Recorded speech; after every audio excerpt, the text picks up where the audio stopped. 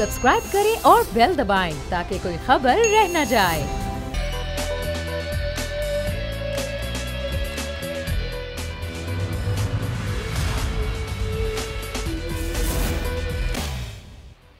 अस्सलामुअलैकुम नाज़रीन, प्रोग्राम में आपको खुशामदीद कहेंगे। मैं हूं आपके साथ सहरेश ज़ुहैब। नाज़रीन, बड़े भारी दिल के साथ आज प्रोग्राम का आगाज़ करने में जा रही हूँ। साहनिया मच, जिसकी जितनी भी मजम्मत की जाए मेरा ख्याल है वो कम है। ये साहनिया जो कि हिस्ट्री भरी पड़ी है ऐसे वाक़यात से, और अगर आप लवाहिकीन की बातें सुने तो दिल खून के आंसू रोता कि कोई दिसंबर, कोई जनवरी ऐसा नहीं गुजरता कि जब वो जनाजे लेकर इस तरह शाहराह पर बैठते नहीं हैं, धरना नहीं देते और आहो बुका का मंजर नहीं होता। आखिर ये कब तक चलेगा? कब तक यूं ही ये जनाजे उठाते रहेंगे? कब तक यूं ही जुल्म बर्दाश्त करते रहेंगे? ये सुनकर तो दिल दहल गया कि एक फैमिली ऐसी भी है कि जिनके दरमियान कोई मेल मेंबर अब बचा ही नहीं, कि सबको ही कत्ल कर दिया गया, ज़िबा कर दिया गया। ये अफसोसनाक साहनिया पेश आया है मच में। इस पर हमें बात करूंगी और नज़ीर लगारी साहब इस वक्त स्टूडियोज़ में मेरे साथ मौजूद हैं। लेकिन उनसे बात करने से पहले मैं चाहूँगी कि अपने नुमाइंदे मोहम्मद गजनफर से बात करूँ और उनसे पूछूँ कि वहाँ पर क्या सूरत हाल है। जाम कमाल जो कि CM बलोचिस्तान है, उन्होंने कोशिश की कि तदफीन हो जाए और इस तरह मैयतों के साथ एहतजाज ना किया जाए और मशरूत ना किया जाए तदफीन को अपने मुतालिबात के साथ या वज़ीर आज़म की आमद के साथ, लेकिन मुज़ाकरात नाकाम हुए। गजनफर, अभी क्या सूरत हाल है? जी बिल्कुल, धरना जारी है और हम देख रहे हैं कि यहाँ पर काफ़ी रश बढ़ चुका है। ख़वातीन बहुत बड़ी तादाद में जमा हो गई हैं और पहले से ज़्यादा रश नज़र आ रहा है। वज़ीर आला जाम कमाल यहाँ पर आए थे मुज़ाकरात के लिए। उनके हमरा वफाकी वज़ीर अली ज़ैदी थे, डिप्टी स्पीकर कौमी असम्बली कासिम सूरी भी थे, जुल्फी बुखारी भी थे। लेकिन ये तमाम अफराद मुजाहिरीन को कायल करने में नाकाम रहे कि वो तदफीन का अमल कर दें। वो एक वाजिद हैं कि वज़ीर आज़म कोयटा पहुँचें। जुल्फी बुखारी ने मुज़ाकरात में उन्हें यकीन दिलाया मुंतज़मीन को। उन्होंने कहा कि वज़ीर आज़म पाकिस्तान जो है वो सिक्योरिटी खदशात की बिना पर जो है उनका सिक्योरिटी प्लान होता है, उसके बाद वो मूवमेंट करते हैं। अपनी मर्जी से वो पहुंच नहीं सकते। आप सिर्फ तदफीन कर दें। कल तक या फौरी तौर पर वज़ीर आज़म इमरान खान आपके पास पहुंचेंगे और वो लवाहिकीन से ताज़ियत भी करेंगे, आपके मुतालबात भी सुनेंगे। आपके तमाम मुतालबात सूबाई हुकूमत की जिम्मेदारी है, वो पूरे कर लिए जाएंगे। लेकिन मुंतज़मीन का कहना था कि नहीं, इमरान खान इसी स्टेज पर आए मीडिया के और यहाँ पर बैठे शुरा की बात करें, क्योंकि 2013 में भी हम यही मुतालबात लेके धरने पर बैठे थे और उस वक्त के वज़ीर आज़म राजा परवेज़ अशरफ ने हमें यकीन दहानी कराई थी कि ये मुतालबात पूरे होंगे। लेकिन उसके बावजूद आज फिर हम धरने पर बैठे हैं। तो ये शुरा हमसे पूछते हैं कि आखिर ये मुतालबात क्यों नहीं पूरे होते। तो ये वज़ीर आज़म इमरान खान खुद कायल कर दें, क्योंकि मुंतज़मीन का या शहादा कमेटी का फैसला नहीं है, बल्कि ये शहादा के लवाहिकीन का फैसला है कि वो जो है मुज़ाकरात वज़ीर आज़म इमरान खान से ही करना चाहते हैं। जिस पर बारहा वज़ीर आला बलूचिस्तान ने कोशिश की। उन्होंने कहा कि मैं आपसे इल्तिजा करता हूँ, आप खुदा के लिए तदफीन कर दें, लेकिन उसके बावजूद वो नहीं माने और वज़ीर आला बलूचिस्तान समेत वफाकी वज़रा और दीगर तमाम अफराद नाकाम वापस लौट गए। सही, ठीक है, बहुत शुक्रिया गजनफर। आपसे मजीद भी हम जानते रहेंगे। इंतहाई अफसोसनाक किस्सा। और लगारे साहब, मैं इस पर सबसे पहले आपसे ये बात करना चाहूँगी कि आप किसको ज़िम्मेदार ठहराते हैं? हर सर्दियाँ इस तरह के वाक़यात हम देखते हैं, बल्कि हम कुछ टाइम के बाद देखते हैं कि हज़ारा बरादरी को टारगेट किया जाता है और गले उनके काटे गए, उन्हें ज़िबा किया गया। इतनी सफाकियत। ये 40 बरस का किस्सा है, ये साल 2 साल की बात नहीं है। हमें आज़ाद दुनिया ने आग में फेंका और हमें इन तमाम चीज़ें हमारी रिवायात का हिस्सा नहीं थी। फ़िरका वारियत पर हम कभी भी इस तरह से दरिंदा सिफत नहीं बने थे। हमारी सोसाइटी में ये दहशत गर्दी, ये दरिंदगी, ये वहशत, ये खून खराबा, ये इंसानों की जानें लेना बेदर्दी के साथ, बेरहमी के साथ, इंसानी जानों का ज़िया जो है वो 40 साल पहले, जनरल ज़िया से पहले ऐसी सूरत हाल नहीं थी। लोगों में झगड़े भी होते थे, मबाहिस होते थे, गुफ्तगू होती थी। हमने देखे, ख़ुद मबाहिस देखे, ऐसे मबाहिस देखे जिसमें 2 नुक्ता नज़र के लोग बैठ कर डायलाग करते थे और एक दूसरे के साथ गुफ्तगू करते थे। मामूली सा वाक़या भी बहुत बड़ा वाक़या समझा जाता था, जिसमें एक किसी भी फ़िरके की तरफ से दूसरे फ़िरके पर अटैक होता। लेकिन ये एक अजीब क्वेटा के साथ, हज़ारा बिरादरी के साथ ये अजीब दर्दनाक और अलमनाक सानिया है कि उनको निशाना बनाया जाता है, हर साल निशाना बनाया जाता है। उनके नौजवानों की जानें ली जाती हैं, उन्हें कुर्बान गाह की भेंट चढ़ाया जाता है। मेरा अब भी ये होगा कि खुदा की अदालत में तो जो लोग भी जवाबदेह होंगे ज़रूर होंगे। हमारी अदालतों को भी, हमारे इन्वेस्टिगेटर्स को भी, हमारे प्रोसिक्यूटर्स को भी, हमारे वकला को भी, हमारी कोर्टों को भी आगे आना होगा कि इस दहशतगर्दी को जड़ से उखाड़ फेंकें। क्या तमाशा है कि दहशतगर्दों के लिए तो मुल्क आज़ाद है। बिल्कुल आप ठीक फरमा रहे हैं, और वज़ीर आज़म ने कहा भी है कि ये हमारा पड़ोसी मुल्क है जो कि फ़िरका वारियत को यहाँ पर हवा दे रहा है, और हम यकीनन इसके खिलाफ लड़ेंगे और इसका खात्मा करेंगे। इस वक्त हमें पीपल्स पार्टी से हसन मुर्तज़ा साहब ने ज्वाइन कर लिया है। हसन मुर्तज़ा साहब, आप लोगों के दौर में भी 2013 में गालिबन या 12 में इस तरह का वाक़या पेश आया था। आपको याद होगा यूसुफ रज़ा गिलानी साहब को जाना पड़ा था, राजा परवेज़ अशरफ साहब वहाँ पर गए थे इनसे मुज़ाकरात के लिए, गवर्नर राज नाफिज करना पड़ा था, ये सूरत हाल वहाँ पर हुई थी। आज फिर वही सूरत हाल है, 11 लोगों को कमरे में घुसकर ज़िबा किया गया है। ये इतनी दरिंदगी, इतनी सफाकियत की सिलसिला कब रुकेगा? देखिए जी, बहुत शुक्रिया जी। मैं आपका बड़ा शुक्रगुजार हूँ कि आपने इतने अहम इशू पर बात करने का मौका दिया। गुजारिश ये है जी कि पाकिस्तान पीपल्स पार्टी के दौर में भी हुआ, और हमने तो आपको याद होगा कि पूरी कौम जो थी वो दहशतगर्दी की लपेट में थी, और हमने सारी कौम को एक पेज पे किया, पाक फौज को हमने किया, और हमने दहशतगर्दों के खिलाफ लड़ाई लड़ी, और उसमें हमने मालाकंड डिवीजन में पाकिस्तान का परचम नहीं लहराता था वो भी लहराया, और वहाँ पर भी हमने अमन कायम किया।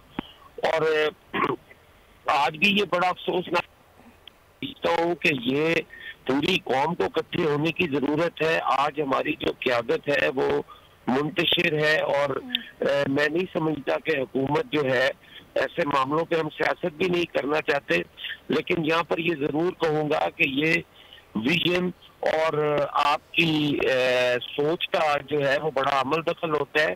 सारी ऑपोजिशन कहती है कि हमें इकट्ठे होकर इन चैलेंजेस का, ये कौमी सानिहात है और कौमी चैलेंज है, इनको हम सारों ने रिजॉल्व करना है। लेकिन अलमिया है कि हमारी हुकूमत साथ बैठने को तैयार नहीं है।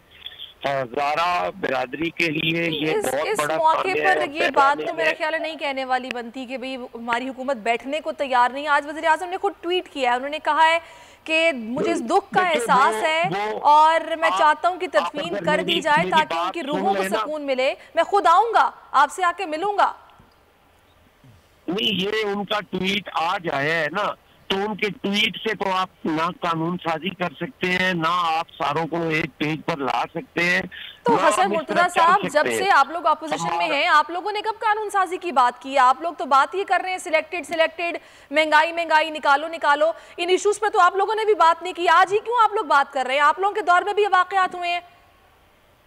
नहीं, हम मोहतरमा हम नहीं कहते रहे कि आओ मिलके बैठो और ये जो कौमी मामलात हैं इनके लिए हम आपके साथ बात करने को तैयार हैं, जिसका जवाब मिलता था कि ये एनआरओ मांग रहे हैं।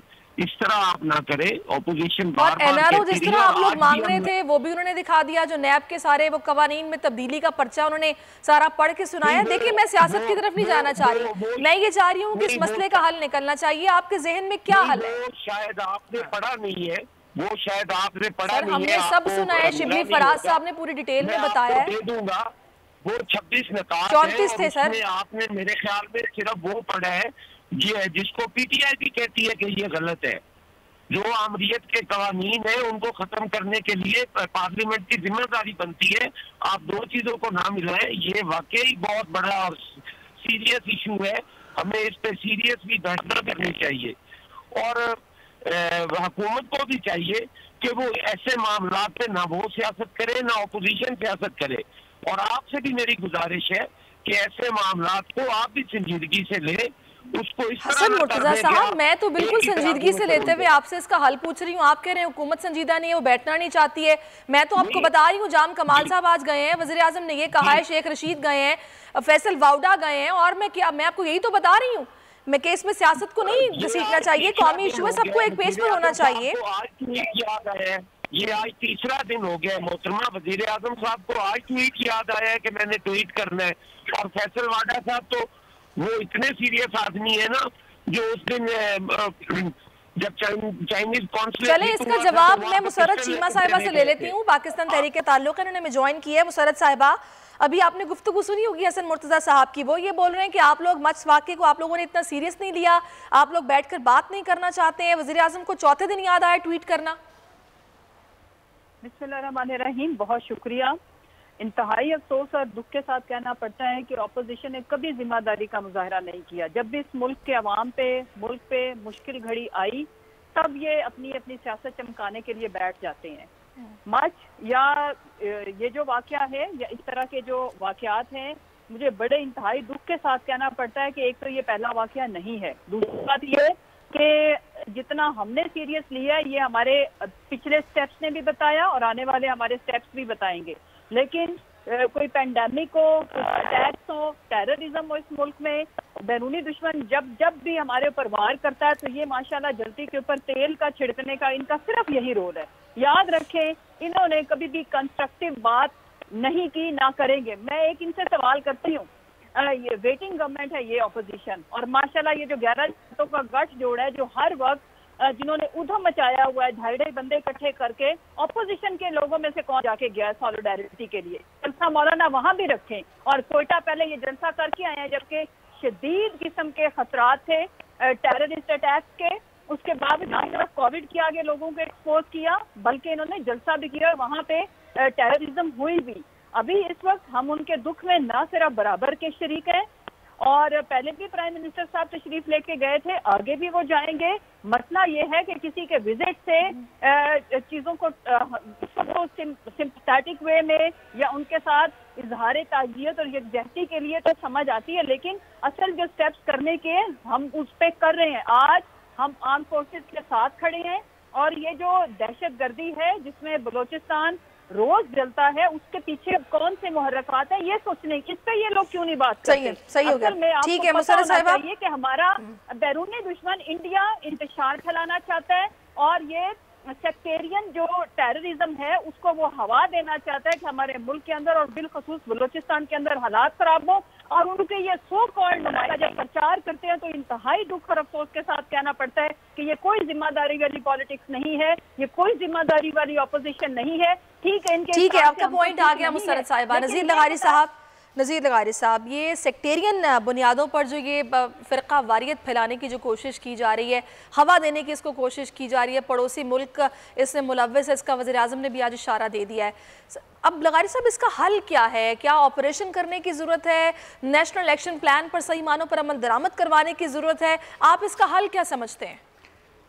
देखिए, एक तो जो मेरी बहन ने कहा, मुसर्रत चीमा साहिबा ने, ये बात बिल्कुल ठीक है कि अपोजिशन को बिल्कुल एक ज़िम्मेदार शहरी और वेटिंग एक गवर्नमेंट के तौर पर जाना चाहिए, ताज़ियत के लिए जाना चाहिए, उनके दुख में शरीक होने के लिए जाना चाहिए, और अपोजिशन की पूरी लीडरशिप को, उनकी पूरी स्टीयरिंग कमेटी को और पीडीएम की लीडरशिप को जाकर उनके साथ इजहार यकजहती, और इस तरह नहीं कि वो कोई मफाद हासिल करने जा रहे हों या इमरान खान के ख़िलाफ़ कोई अपनी रेटिंग बढ़ाने के लिए जाएं, बिल्कुल इस तरह से न जाएं, बल्कि जाकर उनके दुख में फिलवाक़ई शिरकत करें।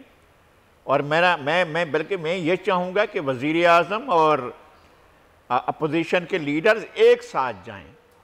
ये ऐसे वक्त होते हैं, ऐसे मौक़े होते हैं, ऐसे लम्हात आते हैं जब कौमों में एक शो करना होता है कि आप एक पेज पर हैं।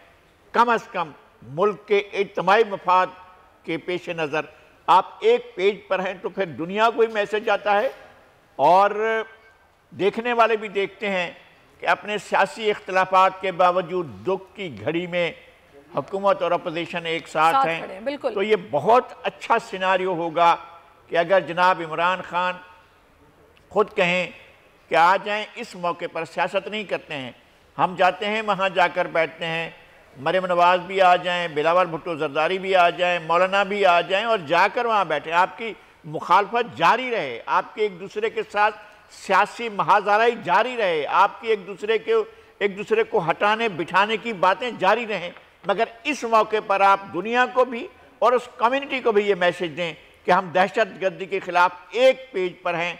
और इस मौके पर अगर अच्छा हो, बहुत ही अच्छा हो, अगर आर्मी चीफ भी साथ में हो और हमारी सिक्योरिटी फोर्सेस भी इस मौके पर एक ऐसा जेस्चर दें कि लोग कहें कि यार ये होती है कौम, इसको कौम कहते हैं, वो जाकर इस तरह का मैसेज दें कि जनाब ये कौम जो है दुख की घड़ी में शीशा पिलाई हुई दीवार की तरह एक पेज पर होती है, तो मेरे ख्याल में एक अच्छा मैसेज जाएगा। सही।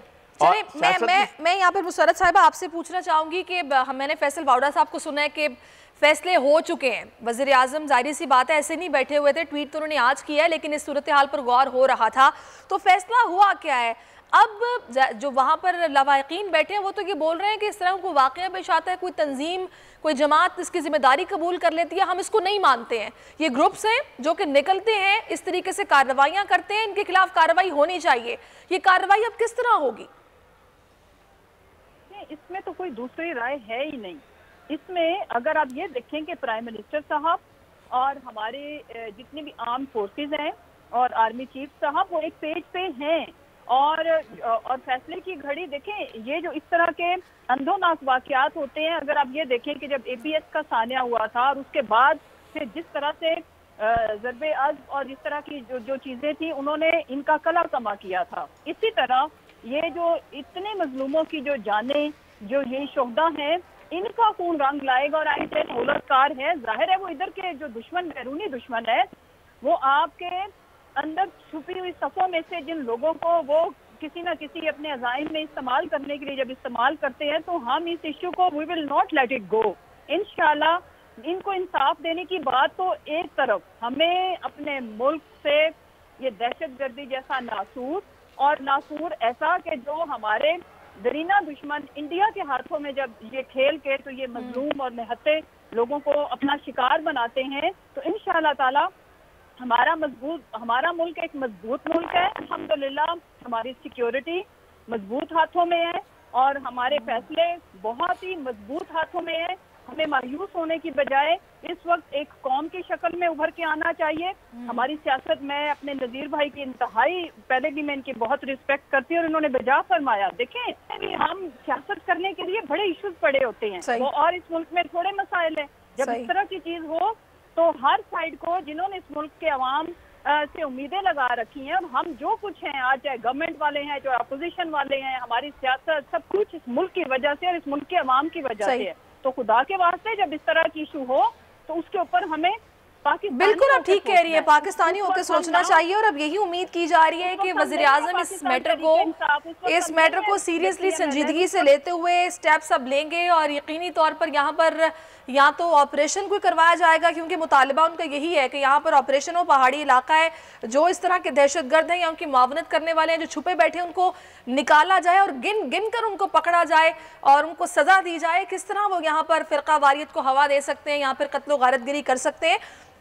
बिल्कुल आपने बजा फरमाया। मैं आगे बढ़ूंगी, जैसे कि आपने कहा कि सब कुछ साथ चलता है, तो सियासत इस मामले में तो नहीं होनी चाहिए, लेकिन हम ये देख रहे हैं कि ऑपोजिशन सियासी महाज पर सरगर्म है और वो अपने तई जो उनका एक मकसद है, जो वो कहते हैं कि हमने हुकूमत को घर भेजना है, इस हुकूमत ने भट्टा बिठा दिया है मईशत का और चीज़ें बेहतरी की जानिब जाने की बजाय ख़राब हो रही हैं, तो बेहतर ये है कि इस हुकूमत का खात्मा हो और इसको घर भेजा जाए और हम 11 जमातें मिलकर हुकूमत में आए और मामलात को ठीक समत में लेके जाएं।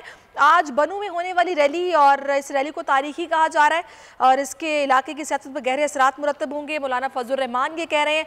मुझे ये बताइएगा नज़ीर लगारी साहब के जो हुकूमत है वो तो ये बोलती है कि देखिए शुरू से लेके अब तक इनका जो पर्पज़ है, जिस मकसद के लिए इन्होंने ये PDM का मार्च शुरू किया है, आपने नहीं सुना होगा कि मसाइल पर बात की हो। बात तो हो रही है इदारों के ख़िलाफ़, जुडिशरी के ख़िलाफ़, और बाकायदा नाम लेकर बात हो रही है।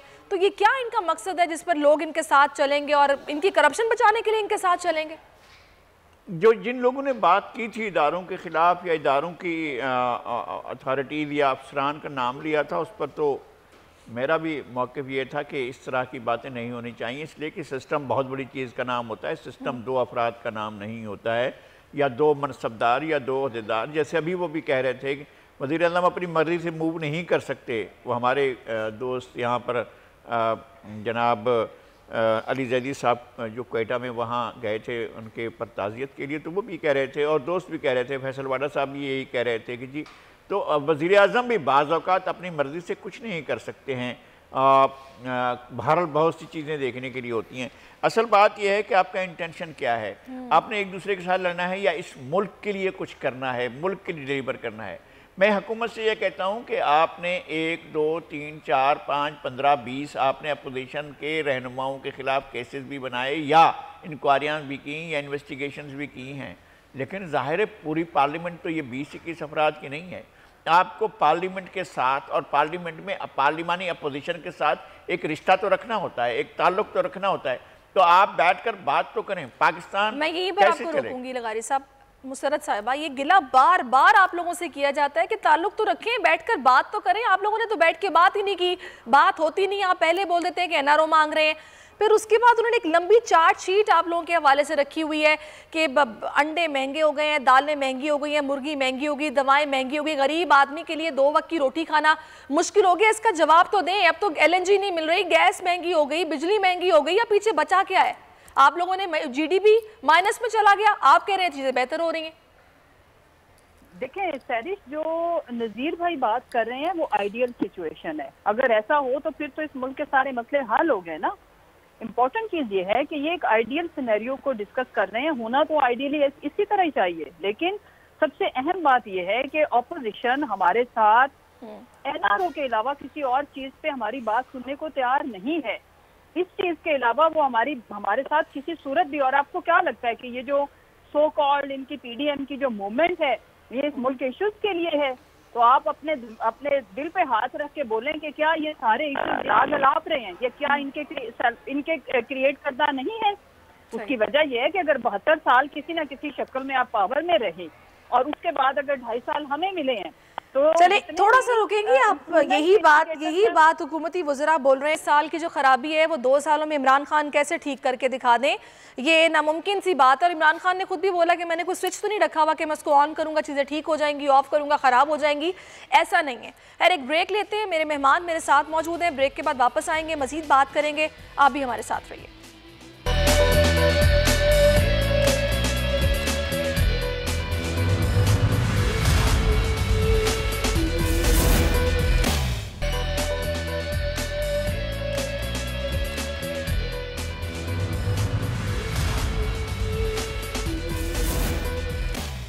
वेलकम बैक नाजरीन। कुछ बात हो रही है पीडीएम की सियासत पर, और मौजूदा हुकूमत क्या इस पर हिकमत अमली तरतीब दे रही है और किस तरीके से टैकल किया जा रहा है पीडीएम के इस प्लेटफॉर्म से सियासतदानों को, इस पर बात कर रहे हैं। और इस वक्त हमें पीपल्स पार्टी से तैमूर तालपुर साहब ज्वाइन कर चुके हैं और मुसरत शीमा साहब मेरे साथ मौजूद हैं पहले से ही, और नज़ीर लगारी साहब भी। सबसे पहले मैं तैमूर साहब आपकी तरफ आ जाती हूँ। मुझे ये बताइएगा कि अभी मरीम नवाज़ ने ये बोला है कि हम मौसम को देखते हुए, आगे के हालात और वाक़यात को देखते हुए 31 जनवरी को इस्तीफ़े तो आ जाएंगे, लेकिन उसके बाद लॉन्ग मार्च की तारीख जो है वो मौसम को देखते हुए दी जाएगी। तो जब आप लोगों का इतना कोई सीरियस किस्म का कॉज है कि भाई नहीं, ये सब चीज़ें ख़राब हो रही हैं, गरीब बंदा परेशान है, महंगाई बढ़ गई है, तो फिर क्या मौसम की सख्तियाँ, फिर तो आप लोगों को बस आगे बढ़ना चाहिए। हम अल्हम्दुलिल्लाह बिल्कुल आगे बढ़ रहे हैं और बड़ा प्लानिंग के साथ बढ़ रहे हैं। हम ये नहीं कर सकते कि हम जल्दबाजी में सारे अपने कार्ड एकदम से इनके साथ यहाँ पे रख दें। इन्हें हमें कार्ड ना तो दिखाने ना बताने, हमको इनको तब बताएंगे जब इनको पता चलेगा कि इनके पैरों के नीचे से जमीन निकल चुकी है। तो एक बहुत ही कामयाब स्ट्रैटेजी इस्तेमाल हो रही है। हमारे प्रेसिडेंट जरदारी साहब के मशवरे पर हम सब चल रहे हैं, सब यकजहता हैं, सब एक ही पेज पर हैं। बात मरियम नवाज साहबा कह रही हैं, वही चेयरमैन बिलावल कह रहे हैं और वही मौलाना साहब कह रहे हैं। तो अच्छा। हम चाहते हैं कि इनको कुछ जरा 2-3 अच्छे सरप्राइजेस भी दें, कुछ बाउंसर भी आ जाएं। सरप्राइजेस किस किस्म के? पता चले। सरप्राइजेस बहुत किस्मों के आएंगे। इनके अपने जो इनके साथ खड़े हैं वो इनके साथ खड़े नहीं रहेंगे। जो इनको लाए हैं वो तो ये बोल रहे हैं आप लोग टूट फूट का शिकार है अंदर से, आप कह रहे हैं कि जो इनके साथ खड़े हैं वो खड़े नहीं रहेंगे। लगारी साहब, क्या मंजरनामा आगे आने वाले दिनों में आप बनता देख रहे हैं? क्योंकि लॉन्ग मार्च भी अगर किया जाता है 5 दिन 6 दिन इस्लामाबाद पहुंचने में लगेंगे, उसके बाद वहां एक बड़ा सा जलसा होगा, कितने दिन बैठेंगे? आपको क्या समझ आ रही है, सिनेरियो क्या बनने वाला है? आप सहरे राजी नहीं होती हैं, अगर वो आगे बढ़ रहे हो तो आप लेके आगे जा रहे हैं, जब वो कह रहे हैं कि हम ठहर रहे हैं तो फिर आप देखें ठहर गए, इनको तो जाना चाहिए था आगे। अच्छा। नहीं, मेरे ख्याल में इस तरह नहीं। अगर उनकी कोई स्ट्रेटजी ऐसी है कि ये लोगों को सर्दियों में मुश्किलात का शिकार न करें तो ठीक है, सर्दियां गुजर जाने दें, हुकूमत को भी थोड़ी देर और मौका मिलेगा कि वो अच्छा तासुर मिलता है कि कुछ डगमगाए हुए हैं या कंफ्यूजन का शिकार हैं या वो शदीद सर्दी के मौसम में मैं न तो अपनी बहन मुसरत के साथ कोई लड़ाई का वो लेना चाहता हूँ, रिस्क लेना चाहता हूँ, ना वो मैं चाहता हूँ कि एक बेहतर माहौल में चीज़ों को लेकर आगे बढ़ें। मेरा ख्याल है कि अब वज़ीर आज़म कुछ ऐसी चीज़ों की पेशकश करें कि कौमी, ये हमारे नुकात हैं 5-6 मेजर चीज़ें हैं जिनको हमने ठीक करना है, और इसके साथ तो हम अपोजिशन से बात करने को तैयार हैं। वो इस मैसेज के साथ जाएं, और जितना वो अर्न कर रहे हैं पॉपुलरिटी, अगर वो समझते हैं कि इसके एहतसाब के इशू पर वो पॉपुलरिटी गेन कर रहे हैं तो इस पर ज़्यादा गेन करेंगे। वो कहें कि हम आगे बढ़ रहे हैं, हमारे पास ये 5-6 नुकात हैं, बेशक उसमें मैशत को शामिल करें, बेशक उसमें एहतसाब को शामिल करें, और कुछ नुकात शामिल करें जिससे हम समझेंगे हम एक पेज पर लेकर आगे की तरफ बढ़ रही है। दहशतगर्दी का खात्मा है, ये साफ का मसला है। निकात पर तो बात नहीं होती लगारी साहब, यही तो मसला है। बात होती है सिलेक्टेड घर भेजना है, होनी चाहिए ना, होती नहीं है, यही तो मसला है। मसला ये नहीं है एहतसाब का। फिर मैं उधर जाना चाहता हूँ, मैं चाहता हूँ झगड़ा ना बढ़े। मैं ये चाहता हूँ कि एहतसाब इकरार द बोर्ड हो, आप किसी तरह भी इदारों के पीछे छुप कर अपनी किसी कमज़ोरी को ना छुपाएं। आप बताएं कि जनाब किस तरह से मालम जब्बा की ज़मीन नीलाम हुई, बीआरटी में क्यों इतने ज़्यादा मसाइल हुए कि अब तक बीआरटी मसले का शिकार है, इफ्तिताह के बावजूद गाड़ियों का अब भी प्रॉब्लम पेश आ रहा है, और बहुत सी चीज़ें ऐसी हैं। वज़ीर आज़म मैं पढ़ देती हूँ लगारी साहब, एक सेकंड रुकें, बाकी की चार्जशीट मैं पढ़ देती हूँ। मुसरत साहिबा, लगारी साहब ने आगाज़ किया है, बीआरटी का जिक्र किया, वो कहते 27 अरब, आप लोगों ने 105 अरब झोंक दिए पेशावर की बीआरटी में, उस पैसे का हिसाब कौन देगा? हेलीकॉप्टर वाला केस है, मालम जब्बा वाला केस है, बिलियन ट्री मंसूबा जो था उसमें 500 पता नहीं कितने अरब दरख्त हैं, वो कहाँ चले गए? मतलब ये इतनी लंबी, फिर गैस महंगी हो गई, अंडे महंगे हो गए, बिजली महंगी हो गई, पेट्रोलियम महंगा हो गया, जहांगीर तरीन साहब का जवाब कौन देगा? अलीमा बाजी का जवाब कौन देगा? ये इतनी लंबी चार्जशीट जो उन्होंने बनाई हुई है, इसका जवाब तो आप लोगों को देना पड़ेगा। देखिए सहरी, सबसे पहले तो ये कि हमने हमेशा हर बात का जवाब दिया है। एक होती है रियलिटी बेस्ड चीज और एक होती है प्रोपेगेंडा और बेसलेस एलिगेशन, इन दोनों में बहुत फर्क है। दूसरी जहाँ तक रहेगी बात, मैं पहले अपने तैमूर भाई की बात का जवाब दे लूँ। देखें, खुशफहमी में रहने से कोई इनको रोक नहीं सकता, और इतनी इन्होंने मेहनत की है तो चलो अगर खुशफहमी इनको आ रही है तो 100 बिस्मिल्लाह। देखें, मतलब ग्राउंड रियलिटी तो ये है कि टूट फूट का हमने शिकार होना है या नहीं, ये तो वक्त बताएगा, ये तो ये फ्यूचर प्रेडिक्शन दे रहे हैं, लेकिन ये तो हो गए। मुझे ये बताएं कि मौसम की शिद्दत का क्या इनको नहीं पता था? बड़ी ठंड होती है, धरने की बातें, और ये जवाब तो मैं इनसे लूंगी मुसरत साहिबा, मुझे आप महंगाई का जवाब दें जिसको ये बार बार पॉइंट आउट कर रहे हैं। बताएं चेरिश, एक मिनट, मुझे ये बताएं कि इन्होंने रिजाइन करने का कार्ड हमने तो इनको नहीं ऑफर की थी कि प्लीज ओपन योर कार्ड, या तो फिर ये उस बाजी को कंट्रोल करें ना जिनके साथ ये एलाइज है पीडीएम में, जो मौलाना साहब के बाद लीड कर रही हैं सारी मूवमेंट को। तो वो जिस तरह, वो तो मुंह पे मारने की बातें करती हैं, वो कहती हैं रिजाइन जाके देख के आओ, अगर चले भी गए हैं खुद से तो उसके बाद उनके लोग। और एक मैं और बात अर्ज करूं कि ठीक है, पीपल्स पार्टी की लीडरशिप को तो शायद लीडरशिप को जमा करा दिए हों, इसके चांसेस हैं, लेकिन मुझे ये बताएं कि पीएमएलएन में से जो अपोजिशन लीडर थे Hamza and opposition leader Shahbaz Sharif, ना उन्होंने रिजाइन किया, ना उन्होंने इसका इंदिया दिया, बल्कि ये इस चीज के अब तो हालात भी शवाहिद हैं, हालात बात कर रही है कि या आप बताना चाह रहे हैं कि खुद एक नहीं है, ये आपस में भी टूट फूट का शिकार है? नहीं, ये नहीं, ना सिर्फ ये आपस में टूट फूट का शिकार है, बल्कि विद इन पार्टी मरियम को बहुत ज्यादा मुज़ाहमत का सामना वैसे ये तो ठीक है, ये तो वैसे लगारी साहब, ये जो भी दुरानी साहब की मुलाकात हुई है चौधरी निसार साहब से, उनको भी उन्होंने यही बोला है कि मरियम काम करने को तैयार नहीं हूँ, और बच्चों के साथ, अब बच्चों से क्या, उनके साथ मिलकर क्या सियासत होगी, ये तो खैर उन्होंने भी बोला है। मतलब इसका मतलब ये है कि नून लीग के अंदर भी जो शहबाज शरीफ साहब की पॉलिसी है उसको कुछ मानने वाले अलग से मौजूद हैं। मैं अब ये समझता हूँ कि मरियम को माइनस करके आप पॉलिटिक्स को रवां रखने में आपको दुश्वारी पेश आएगी। मरियम एक पॉलिटिकल फिगर बन चुकी हैं, इस्टेब्लिश हो चुकी हैं। अब आप ये नहीं क्या समझ क्वालिफिकेशन है उनकी? इमरान खान तो ये कहते हैं हाँ? कि वो नवाज शरीफ साहब की बेटी हैं। क्या उन्होंने सख्तियां बर्दाश्त की हैं? क्या उनकी क्वालिफिकेशन है? नहीं, करनी चाहिए सख्तियां बर्दाश्त, और आगे बढ़ना चाहिए और ज़्यादा मुकाबला करना चाहिए। वो जेल हो आई हैं। मैं ये नहीं कहता हूँ, देखिए सख्तियाँ झेलने की बात नहीं है, सख्तियाँ झेलने की बात नहीं है। मासेस कांटेक्ट करती हैं वो लोगों के साथ, एक अच्छी ओरेटर हैं, उनका कम्युनिकेशन होता है लोगों के साथ। हमारे मुल्क के अंदर कितने लोगों का कौन सा ऐसा सियासी बड़ा कैरियर रखा हुआ है, जिन लोगों ने कुर्बानियाँ दी थी वो लोग तो कुर्बान हो गए, क्या हुआ? लेकिन बात यह है कि लोग याद रखते हैं कि कौन दयानतदार है, कौन ईमानदार है। आज तक जो है किसी ने 1 रुपया भुट्टो साहब पर तो नहीं लगाया कि जनाब उन्होंने कुछ खा लिया है, किसी का कुछ वो करके आता है। तो लीडरशिप पर ये बातें आती रहती हैं। मैं ये कहता हूँ कि क्या यार हमेशा हम नेगेटिव सियासत करते रहेंगे? हम हमेशा ये करते रहेंगे कि इमरान खान आ गए हैं तो अब उनके पीछे पड़ जाएं। साहब आज आप बड़ी पॉजिटिव बातें कर रहे हैं, आज आप बेहतरी की बातें कर रहे हैं कि मिलके बैठो, मैं ये कह रहा हूं कि नहीं, इमरान खान पर भी मेरी ये तनकीद है कि वो नहीं बात करने को लिए तैयार होते हैं, वो बैठे हैं। मैं कहता हूं कि एक एजेंडा कौम को बताएं कि जी मैं इन बातों पर बात करना चाहता हूं। तो ये मुझे ब्लैकमेल करते हैं, इन्होंने फैटफ वाले मामले कोई ऐसा नहीं है। आप अपना पहले पॉइंट्स कौम को बताएं कि ये मेरे पॉइंट्स हैं, मैं इन पर अपोजिशन के साथ। उन्होंने आते ही बता दिए थे, उसमें कुछ नहीं हुआ। वो उन्होंने खुद क्या किया था, उन्होंने 100 दिन का दिया था चार्टर, उसके ऊपर खुद ने उन्होंने 1 सफ़े का इश्तिहार छापा, उसमें लिखा कि हम बहुत मसरूफ थे। अच्छा चले, हमें नहीं बताया गया। आगे बढ़ते चले, बात करते हैं तैमूर साहब आपसे। भाई बिलावल कहते हैं कि हमारे इस्तीफे हमारे एटम बॉम्ब है और वो हम सही वक्त आने पर निकालेंगे और बस फिर बताएंगे फिर।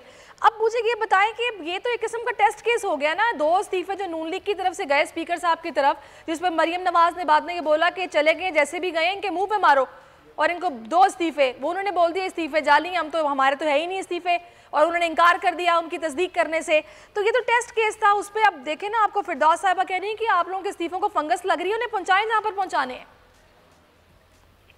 आप फिरदौस साहिबा की बात करेंगे तो फिरदौस साहिबा का मुझे आप ये तो जरा बताएं कि उनको हटाया क्यों था, रीजन क्या था उनको हटाने का? खान साहब ने कहा कि वो करप्ट मोस्ट है, उनको करप्ट मोस्ट करके आपने हटा दिया, और जब वो निकली तो उन्होंने कहा मुझे इसलिए निकाला है क्योंकि मैं ऊपर पैसे नहीं देती थी। तो अब मतलब उन्होंने पैसे देने वापस शुरू कर दिए, इसलिए वो वापस आ गई है। तो खैर ये बड़ी डिबेट हो जाएगी। बहरहाल इनकी हमें तो यही पता लगा था परफॉर्मेंस पे उन्होंने अपनी काबीना को चेंज करते रहते हैं, कारकर्दगी रिपोर्ट वो देखते हैं, और जब उनको ये लगा कि पंजाब में कुछ मुकाबले के लिए एक खातून वजीर का होना ज़रूरी है, इतलात का जो कलमदान है, इसलिए उन्होंने उनको सौंपा। खैर अब ये तो बल्ला बेहतर जानता है जो आप बात कर रहे हैं। कोई साफ नॉन करप्ट कोई आपको नहीं मिले वहाँ पर कि आपको इनको लाना पड़ा। सही, क्या करप्ट लोग ही बैठे? कोई फीमेल नहीं है जो करप्ट नहीं थी इनके पास, जिनको ये खुद करप्ट करार ना दे चुके हो। इन्होंने खुद ही करप्शन का करार दिया ना, हमने तो नहीं कहा कि करप्ट है। खान साहब ने कहा वो करप्ट है, इसलिए उनको उसको हटा रहा हूँ, और भी जितने करप्ट होंगे हटा दूंगा। तो ये तो सामने आ गया ना कि अब शायद उसने ऊपर पैसे देने शुरू कर दिए हैं।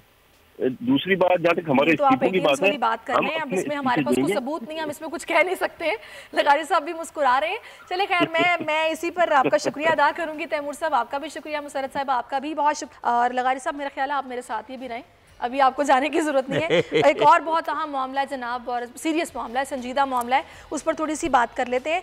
कान्हा में इंतहाई खौफनाक ये वाक़या पेश आया, वारदात हुई है, और हवा की 2 बेटियां जो कि सफाकियत की भेंट चढ़ गई हैं, और उनकी लाशें जो हैं वो मिली हैं नाले से। इस पर मैं बात करूंगी कि पंजाब में आखिर हो क्या रहा है, क्या ये क्यों वहाँ पर क्राइम रेट बढ़ता जा रहा है, पुलिस वहाँ की कहाँ पर मौजूद है, CCPO तब्दील हुए हैं और फिर से तब्दील हुए हैं, तो वो क्या कर रहे हैं उस्मान बुज़दार साहब, इस पर बात करते हैं। लेकिन एक ब्रेक लेते हैं, ब्रेक के बाद वापस आएंगे।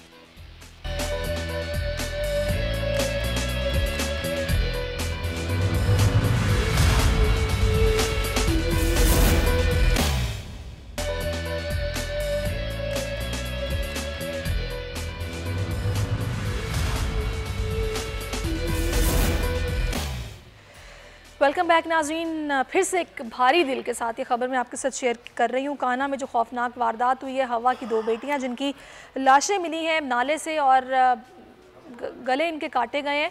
न जाने ये वाक़यात क्यों बढ़ते जा रहे हैं, क्यों हमारे कानून नाफिज करने वाले इदारे इस तरफ कोई ख़ास हिकमत अमली नहीं बना पा रहे या नहीं, पता नहीं क्या इसमें अवामिल का फरमाए। मैं इस पर लगारी साहब से बात करूंगी, लेकिन इस वाक़े की पहले डिटेल्स ले लेते हैं अपने नुमाइंदे जाबिर वक़ास से। जाबिर, ये क्या वाक़या पेश आया, कुछ मालूम हो सका? बिल्कुल, ये काना का इलाका है, जाका है, जहाँ पे दो जो बहनें हैं उनको जो है वो कत्ल किया गया। 26 नवंबर को इनको अगवा किया गया था और जो इनकी वालदा से हमारी बात हुई और जो उसका बेटा है वो भी बता रहा है कोई कि उसकी वालदा जो है वो अपनी दूसरी बहन के साथ जो है वो गई है, अपने बाजार गई है शाम 4 बजे के करीब और उसके बाद वापस नहीं आई, जिस पर साजिदा के शोहर जो है वो उस दुकानदार के पास भी जाते हैं और उनसे पूछते हैं तो उनका यही कहना है कि वो यहाँ से खरीदारी के बाद चली गई थी। वहाँ का मुकदमा जो है वो दर्ज किया गया थाना काना में और उसके बाद 2 रोज पहले पास ही से गुजरने वाला रोई नाला, जो गंदा नाला सीवरेज का मशहूर है, वहां से ये लाश जो है वो मसूदशुदा बरामद हुई, जिनमें दोनों खवातीन को जो है वो उनको कत्ल किया गया और उसके बाद वहां पर फेंका गया। तो इसके बाद पुलिस ने तफ्तीश का आगाज किया तो एक मफरूर मुलजिम जिसने खुद से पहले से ही अपनी अबूरी जमानत करा रखी थी, जिसका नाम नईम है, वो जो है वो फरार हो चुका था, उसको गिरफ्तार कर चुके हैं। तफ्तीशी जराये का भी जो हमसे बात हुई तो ये वाकया दुश्मनी थी या फिर ये वाकया किस नौयत का वाकया है, क्यों कत्ल किया, कोई वजह मालूम हो सकी है? इस हवाले से अभी तक पुलिस हुकाम ने वाज़ेह तौर पर यह नहीं बताया कि ये कत्ल क्यों हुआ है, क्योंकि इसमें जो तफ्तीश के साथ बात सामने आती है, जैसे मोहल्लेदार जो नईम और मुमताज है उनके साथ कोई ताल्लुक जो है वो इन खवातीन का बताया जाता है मुबैना तौर पर, लेकिन अभी तक इस हवाले से कोई भी वाज़ेह सबूत ठीक है जाबिर, बहुत शुक्रिया। मैं आपसे मजीद भी बात करूंगी और ऐसी डिटेल। गारी साहब, कोई भी आपकी रंजिश हो, नाराजगी हो, गुस्सा हो, गिला हो, दुश्मनी हो, लेकिन इतनी सफाकियत, ये किस तरह, कौन लोग हैं जो इस तरह गले काट देते हैं, कहाँ से आती है इनमें इतनी हिम्मत? देखें, जुर्म जो है वो 2-3 चीज़ों से जन्म लेता है, गुर्बत से, नाइंसाफ़ी से। सबसे बड़ा जो जुर्म की पनाहगाह है वो नाइंसाफ़ी है। जिस सोसाइटी में इंसाफ नहीं होता है, जिस सोसाइटी में कानून की अमलदारी नहीं होती है, जिस सोसाइटी में रूल ऑफ द लॉ नहीं होता है, जहाँ सबसे ताकतवर कानून होता है, शख्स नहीं होता, अफराद नहीं होते, ओहदेदार नहीं होते, मनसब नहीं होते, आईजी नहीं होता, चीफ सेक्रेटरी नहीं होता, गवर्नर नहीं होता, चीफ मिनिस्टर नहीं होता, वज़ीर आज़म नहीं होता, कानून ताकतवर होता है, वहाँ फिर जुर्म नहीं हो सकता, फिर कानून अपनी गिरफ्त खुद करता है। फिर एक ऐसी सोसाइटी में जो पहले से ही बहुत ज़्यादा कॉलोनाइज्ड सोसाइटी है, जिस पर अंग्रेजों का राज रहा, वही कानून लेकर हम बैठे हैं और हमने लोगों पर राज करना है, लोगों को इंसाफ नहीं देना है। हमारा मुंतहाए मकसूद ये है। लगारी साहब, मेरा आखिरी सवाल आपसे ये है कि इमरान खान साहब तहरीक इंसाफ का मंशूर, जिसमें ये चीज़ शामिल थी कि पुलिस में रिफॉर्म्स करेंगे, जो सुकम है उनको दूर किया जाएगा ताकि निचले तबके से लोगों को इंसाफ उनके घर की दहलीज पर मिले, चीज़ें बेहतर हो, कब होगा ये?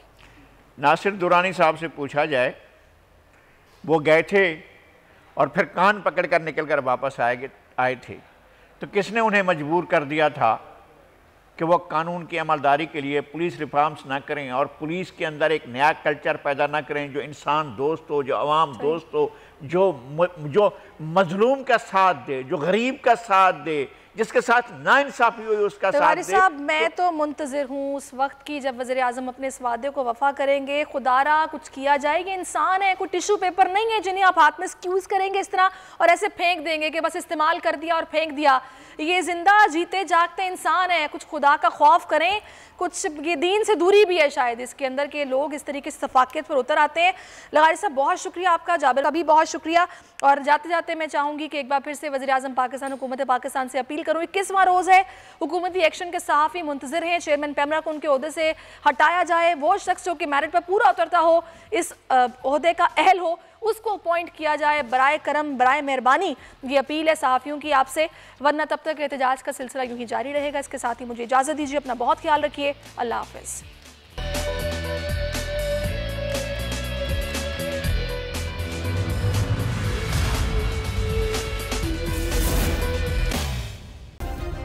सब्सक्राइब करें और बेल दबाएं ताकि कोई खबर रह न जाए।